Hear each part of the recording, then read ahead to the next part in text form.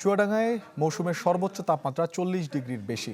আরো খবর জানাতে সরাসরি চুয়াডাঙ্গা থেকে যোগ দিচ্ছেন আমাদের সহকর্মী রেজাউল করিম লিটন। লিটন, চুয়াডাঙ্গায় সর্বোচ্চ তাপমাত্রা রেকর্ড করা হয়েছে, কি দেখছেন সেখানকার জনজীবনের অবস্থা?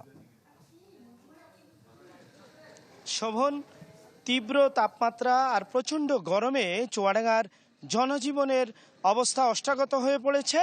গতকাল চুয়াডাঙ্গায় দেশের সর্বোচ্চ তাপমাত্রা ছিল 40.6 ডিগ্রি সেলসিয়াস।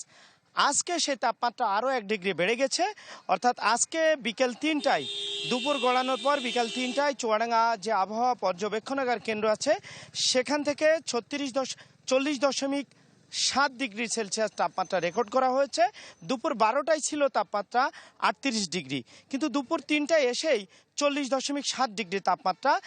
আগুনের ফুলকি ঝরছিল রোদে, সাধারণ মানুষ বাইরে বের হতে পারছিল না।